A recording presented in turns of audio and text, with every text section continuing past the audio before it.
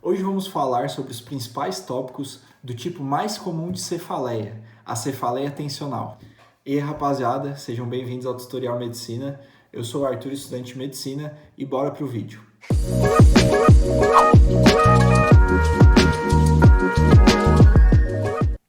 Então, bora pro conteúdo. Estes vão ser os tópicos abordados nesta videoaula.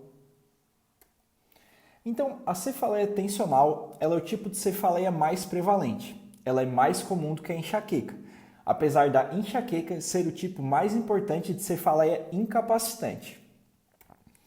Ela também tem um maior acometimento em mulheres, semelhante ao que acontece na enxaqueca, e não há consenso sobre a prevalência da cefaleia tensional na população. Grandes estudos observacionais nos Estados Unidos observaram, em média, 40% da população acometida com esse distúrbio. Ela é dividida em 3 subtipos e é importante classificar quanto ao subtipo, porque isso vai mudar a abordagem terapêutica. Existe a episódica infrequente, que são pacientes que têm no máximo um episódio de cefaleia no mês. As episódicas frequentes, que são pacientes que têm entre 1 e 14 dias com cefaleia em um mês, e a cefaleia tensional crônica, que são aqueles pacientes que têm mais de 15 dias ao mês episódios de cefaleia. Então, aqui na cefaleia tensional acontece primeiramente a sensibilização periférica dos receptores de dor do tecido muscular. Então, os pacientes com cefaleias episódicas têm essa sensibilização periférica. No entanto, conforme o passar do tempo e o número de estímulos, essa sensibilização periférica ela passa a ser central. E geralmente é aí que o paciente começa a ter a cefaleia crônica, que o estímulo ele já começa a vir do corno dorsal da medula e do núcleo do trigêmeo.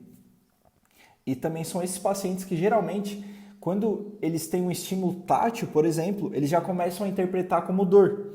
E esse achado é chamado de alodínia. Ela também é marcada por ter fatores precipitantes, como acontece na enxaqueca. No entanto, não existem tantos tipos de fatores como é documentado na enxaqueca. E aqui, o mais importante vai ser o estresse emocional. O diagnóstico da cefaleia tensional ele é clínico presuntivo, então não há necessidade de solicitar exames de imagem nessas condições. E como que vai ser o paciente com cefaleia tensional? Vai ser um paciente com um aumento da sensibilidade muscular pericraniana. Então, são pacientes que deve ser feito a palpação manual com o segundo e terceiro dedo e ser feitos movimentos rotatórios durante essa palpação manual. E onde que vai ser feita a palpação manual? Músculo temporal, vai ser feito no trapézio, no ombro, e geralmente nesses pacientes são encontrados os pontos gatilhos, que são chamados dos trigger points, que vão ser como se fossem nódulos, em que tu consegue palpar esses nódulos, e geralmente eles causam uma dor referida. Isso é muito comum nos pacientes com cefaleia tensional. Eles também, em função dessa contratura muscular, geralmente possuem uma mobilidade reduzida do pescoço.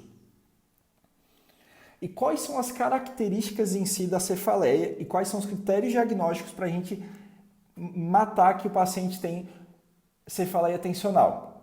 Então, vão ser pacientes que tenham, pelo menos, já tenham tido 10 episódios de cefaleia que duram entre 30 minutos a até 7 dias.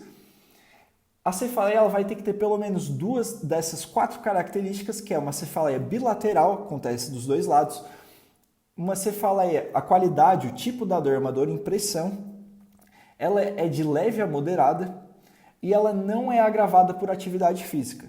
É importante a gente ver aqui também o que o paciente não tem. Então, ele não tem uma cefaleia unilateral e não tem uma cefaleia pulsátil. Isso é muito típico da enxaqueca e é muito raro que aconteça isso na cefaleia tensional. E ela é marcada por não haver sintomas associados. Então, o paciente tipicamente não tem náuseas e vômitos e não tem fotofonofobia.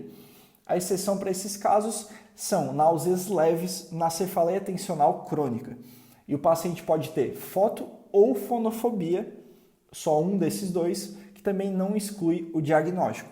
Fotofobia, então, vai ser aversão à luz e fonofobia, aversão ao som. Como que vai ser feito o tratamento desses pacientes?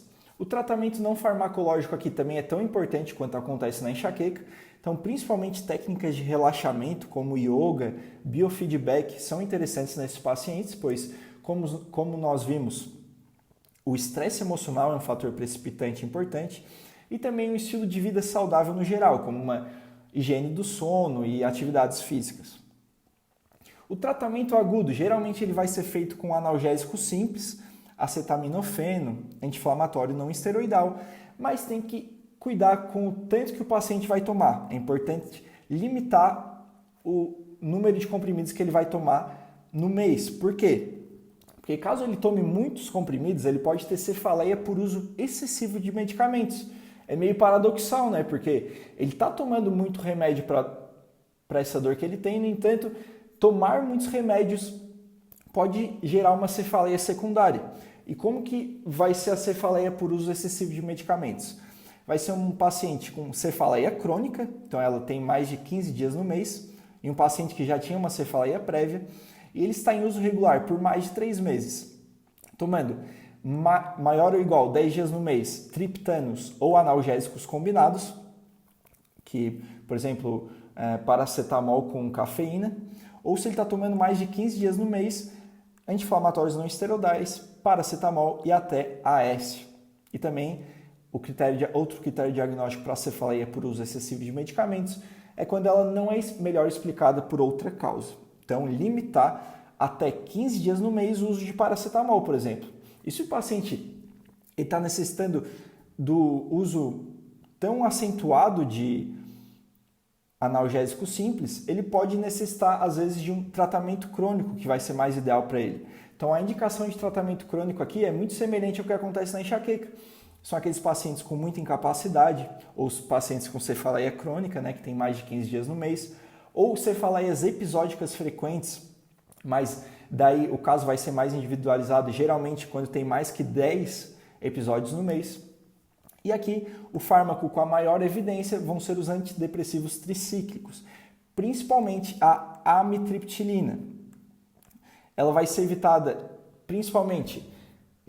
no caso, né? Ela vai ser indicada na grande maioria dos casos, mas evitada em obesos, pacientes cardiopatas e pacientes com transtorno de humor bipolar. Uma opção para esses pacientes podem ser os anticonvulsivantes, mais especificamente o topiramato. Então lembre-se, a cefaleia tensional é o tipo de cefaleia mais prevalente na população. Caso a gente fosse resumir o que é cefaleia tensional, é uma cefaleia sem sintomas associados. A gente viu no vídeo de enxaqueca que, caso a gente fosse resumir, é uma cefaleia com sintomas associados. O diagnóstico aqui também é clínico. E cuidar com o excesso de medicação nesses pacientes, pois ele pode ficar com uma cefaleia por excesso do uso de medicamentos. Essas foram as referências utilizadas nessa videoaula. E agradecer a Slides Goals pelos templates. Não esquece de deixar o like, se inscrever no canal, caso esse vídeo tenha te ajudado de alguma forma. Então até o próximo vídeo, pessoal. Abraço!